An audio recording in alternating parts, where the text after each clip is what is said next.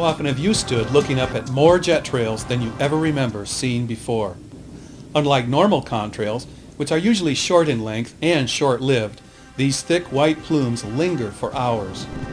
Laid down by two or more aircraft in crisscrossing X patterns, tic-tac-toe grids, or perfectly parallel rows, chemtrails turn clear blue skies into a milky overcast, in spite of forecasts calling for sunny weather. The U.S. military and other government agencies deny that anything unusual is happening. Federal aviation authorities insist that these are normal flight operations.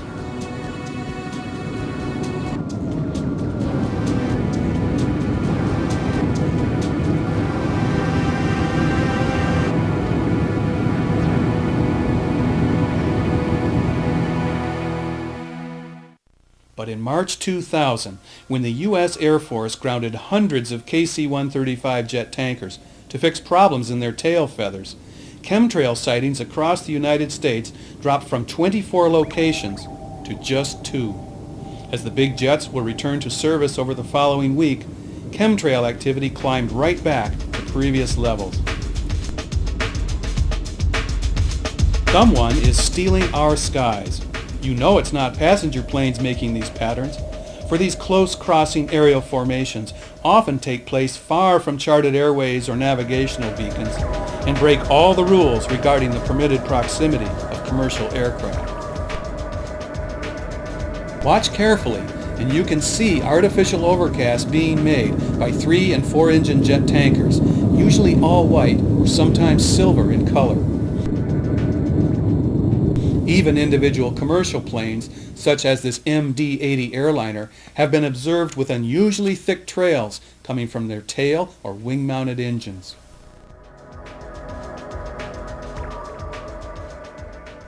In a U.S. Air Force report on owning the weather, Weather Force specialists refer to these spraying operations as aerial obscuration. Contrails like this one usually form at high altitudes when the water vapor in hot engine exhausts momentarily condenses into wispy condensation trails. Though they can sometimes linger, according to the Air Force and Canadian aviation authorities, contrails usually vanish within a minute, like the wake behind a boat. Chemtrails are formed at lower altitudes and do not dissipate.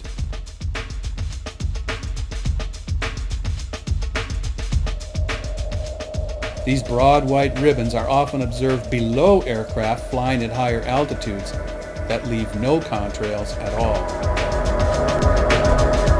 These photographs and video clips were taken in 1999 and the year 2000 over Gabriola Island, Victoria and Vancouver, British Columbia, Moose Jaw, Saskatchewan, Sallisaw, Oklahoma, Santa Fe, New Mexico, Las Vegas, Nevada, Houston, Texas, Columbus, Ohio, and many other locations across the United States. What is going on?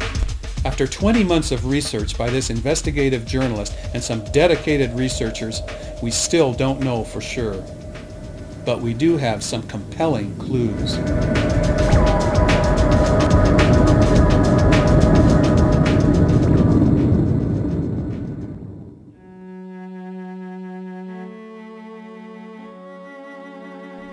A recommendation by the father of the H-bomb, a feasibility study by the Lawrence Livermore National Laboratory, and a patent held by Hughes Aerospace call for spraying clouds of aluminum oxide and other highly reflective metallic particles into the greenhouse gas layer between 24,000 and 42,000 feet. The intent is to reflect enough incoming sunlight to slow runaway global warming. When Edward Teller addressed an international seminar on planetary emergencies in 1998, the Earth's lowest temperatures had just been found to be heating up more than 2 degrees Fahrenheit per century. As Teller called for a planetary sunscreen, the strongest El Nino ever recorded saw swordfish beaching in Scotland. Tropical marlin and mahi-mahi were being caught off the coast of Washington State, and the first Category 6 hurricane ever recorded packed sustained winds of 200 miles per hour. Similar superstorms, droughts, and floods killed 50,000 people that year, and cost insurance companies a record $92 billion, 3 times the annual dollar cost of the Vietnam War. Bigger than big oil and the international trade in arms, insurance companies handling more money than many once sovereign nations are one of the world's largest sources of investment capital.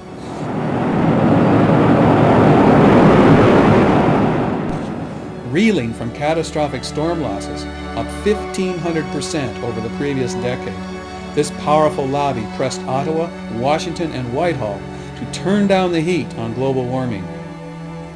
Rapidly rising rates of solar radiation were already sparking epidemics of skin cancers and cataracts across North America, while costing U.S. farmers more than $3 billion in crop losses every year.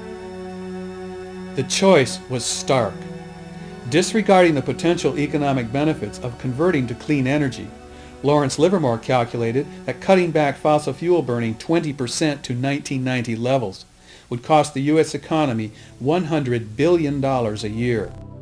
But other calculations showed that using 700 Air Force tankers and possibly other aircraft to spray a protective sunscreen overhead could deflect 1% of the sun's energy, enough to neutralize global warming. The annual cost of this aerial spray program? Only $1 billion. No one at Dr. Teller's office knows if this proposed program is being carried out today. But the technology exists. In 1974, the U.S. Navy patented a contrail generation apparatus to spray sunlight-scattering powders from jets. And in 1991, a patent for stratospheric Welsbach seating for reduction of global warming was filed by the Hughes Aircraft Company. Besides reflecting incoming sunlight, Welsbach materials convert heat trapped by greenhouse gases near the surface of the Earth into far infrared wavelengths that radiate out into space. The Hughes patent suggests that these very tiny metal flakes could be, quote, added to the fuel of jet airliners so that the particles would be emitted from the jet engine exhaust while the airliner was at its cruising altitude. A former engineer for Alcoa Aluminum says that aluminum particles as fine as talcum powder will not harm jet engines. He added that the aluminum exhaust called for in the Sky Shield patent would appear as a pure white plume in the sky. Linked with Alzheimer's and osteoporosis, aluminum is a nervous system toxin that can cause many of the symptoms observed after chemtrail exposure. Evidence of aluminum in chemtrails was found in the summer of 1999 after 550 citizens of Espanola, Ontario, brought a petition before the Canadian Parliament to stop spraying by U.S. tanker planes that appeared to be making many residents sick.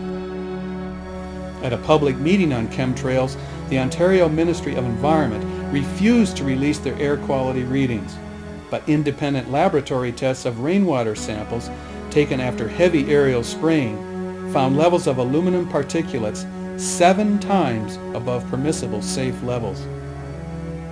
Other instruments later measured a dramatic drop in solar radiation below these artificial overcasts. But clouds also act as a planetary thermostat, averaging day and nighttime temperatures to make this planet habitable. NASA scientists say that even a small change in this delicate cloud balance can, quote, eliminate global warming or greatly enhance it. Ken Caldera, a physicist with Teller's climate modeling group at the Lawrence Livermore Labs, warned a conference of geophysicists that spraying chemicals to form a solar sunscreen could destroy the ozone layer and trigger other devastating consequences. Whatever chemtrails are meant to accomplish, the weather is getting worse. 1999 was the hottest ever recorded in the United States. Winds that hit Europe on the eve of the millennium knocked down 400 million trees, shut down 2 nuclear power plants, killed hundreds of people, and stranded millions more without lights or power from the Netherlands to Naples. For the first time, waterspouts were seen off Vancouver, Canada, and explosive jet stream winds touch down across the United States. Falling temperatures, strong winds, and rain often follow chemtrails, along with acute ailments among people and animals on the ground. Since heavy chemtrail spraying began almost 2 years ago, just about everyone, it seems, is sick or has been ill or knows someone who is sicker than they have ever been before. During the 1999-2000 flu season, the Centers for Disease Control tracked a 31-week epidemic of fatalities from pneumonia and influenza-like illness. But when actual lab tests were carried out on patients jamming doctors' offices and emergency rooms across the U.S., 70% or more did not have the flu. The CDC says an unknown pathogen could be responsible for high death rates, particularly among the elderly, as well as drastic ailments whose origins doctors cannot diagnose.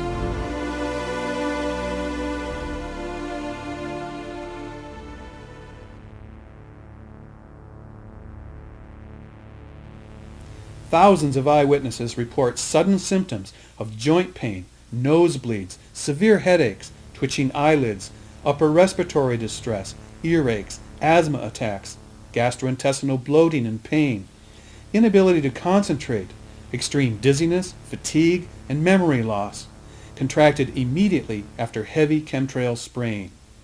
Can this be coincidence?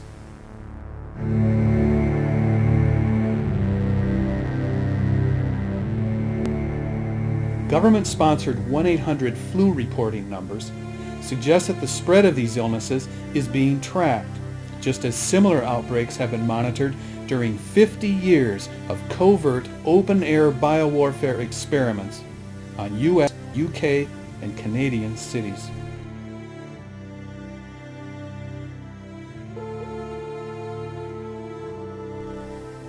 Though few people are aware of this fact, it has been legal to conduct chemical biological warfare tests on the American public for decades.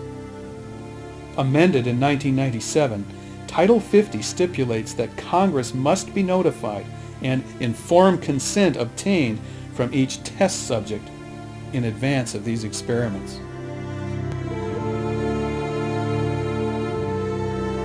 Chemtrails are not confined to North America. Eyewitnesses in at least 14 countries are reporting spray activity. During 3 weeks in the winter of 1998-99, the BBC reported refrigerator trucks being used as makeshift morgues to help handle 8,100 corpses, mostly elderly, who died suddenly from influenza-like illness. But the media failed to report the giant white X's over Birmingham and London, as more than 91,000 sick Britishers swamped hospitals and ambulance services. This year, the freezer trucks were back in use, in a grim repetition, said the London Telegraph, of scenes outside hospitals last winter.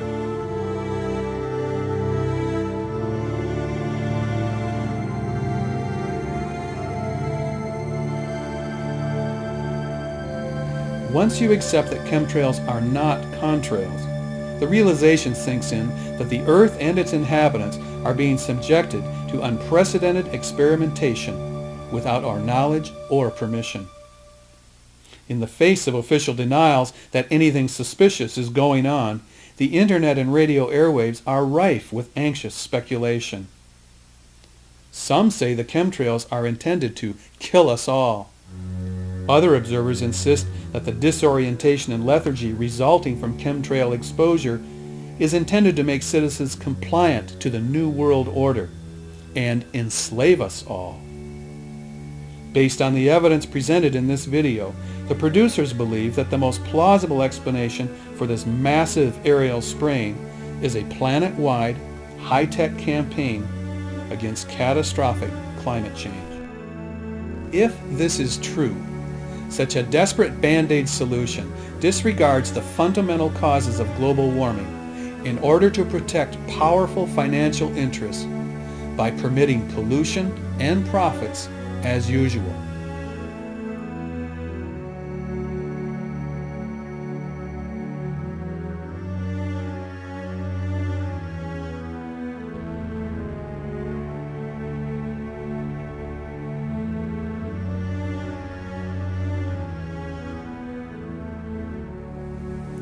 It has been the experience of all who have reported chemtrail activity that federal, state, and provincial governments refuse to acknowledge chemtrails.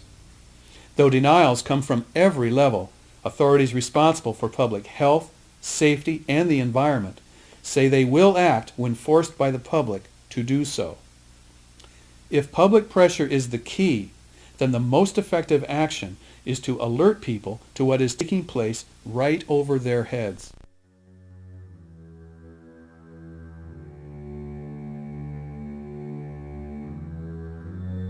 Take this tape or your own footage and chemtrail photos to your local television stations. Remember, cable producers are required to broadcast local content as public service announcements. Don't be afraid to speak out. You'll be surprised how many people are noticing the unusual proliferation of jet trails but don't know what they're seeing. When enough people learn that these puzzling plumes are really chemtrails, and that we are being sprayed with unknown substances without our informed consent, the message will spread, and our leaders will be compelled to respond to the concerns of citizens who have seen for themselves the mystery lines in the sky.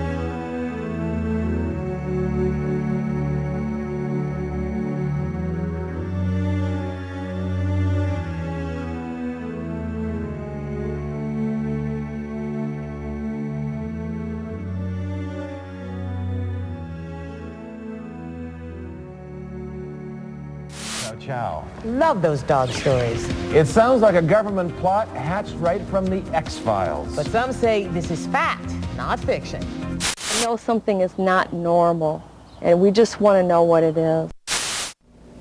98% of us die eventually. Die, they say, from a secret program of spraying. There's absolutely no basis to suspect that the chemtrails you see today are any different than they were ever before.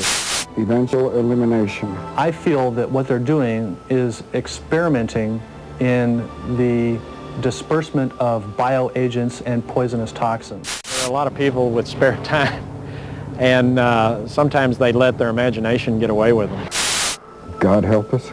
You may be wondering why one of the researchers we had there wanted us to conceal his identity. He says an intermediary told him a paid assassin for the government issued a warning that anyone who went public about chemtrail was in danger of disappearing. Tomorrow night, only on Fox, The Skinny on fat-free food.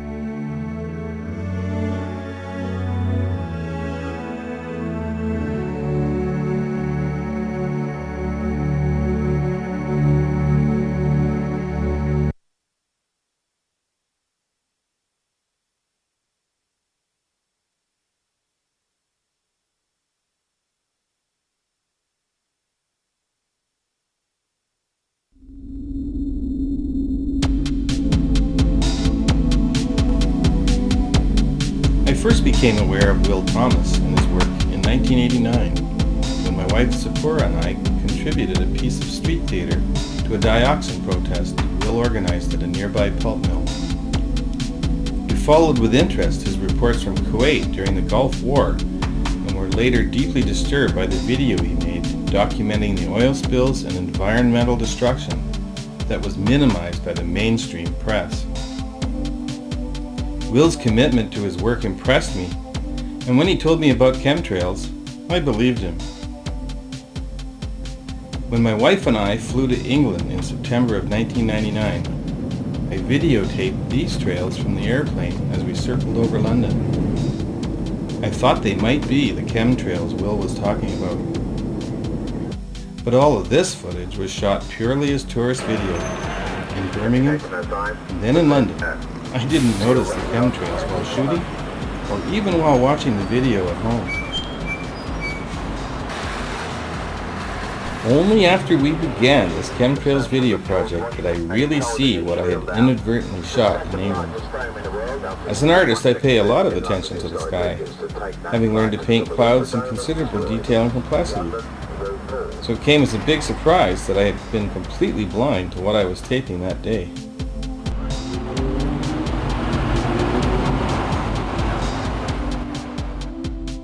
April 3rd, year 2000. The next year, in April, we tried shooting this on-camera narration on the street in front of my house. Later that month, when I went out early to take pictures to use in my paintings, I caught this plane in the act. After 3 hours, I returned to the same spot to record the lingering plumes, still visible and slowly spreading across the sky. In June, Will and I were well into editing the footage and photos he had collected from people all over the U.S. One day I got up before dawn and noticed a series of parallel trails in the morning twilight. They stretched from directly overhead, east towards Vancouver. It was clouding over where the trails were, but to the west the sky was clear. It seemed that the planes were working east to west, following the edge of daybreak. I grabbed my camera and headed for the place we call the Maples, where there is an unobstructed view. Well, I came down here to catch the area of blue sky thinking that this is where I would find the planes, and I did. And as they have flown over, the cloud cover has definitely moved this direction. And we'll see if another plane flies over in this clear blue area before too long, since they've been coming roughly every 15 minutes. I've seen 3 already. It was the right idea. I set up my tripod and was able to shoot plane after plane, spraying white plumes in parallel rows that spanned most or all of the sky. Using my digital zoom, I captured these shots clearly showing the red stripe on the tail and 4 plumes originating from the jet engines. Well, this one certainly looks like the streams are coming out of the engines, not the tail tips. I got 3 at once here. 3 planes at once, running parallel patterns. Over the next 3 hours, my camera recorded the transformation from obvious man-made trails to diffuse and wispy smears that most people, just rising and heading out for their day, might likely assume were clouds, if they noticed them at all. The last plane in the series was different. Only 2 plumes emerged from this aircraft, seemingly from the tips of the tail, and no red stripe was visible. This was Saturday. Sunday was completely overcast. Monday through Thursday I noticed isolated chemtrails far apart in the sky, sometimes only visible through gaps in the cloud cover.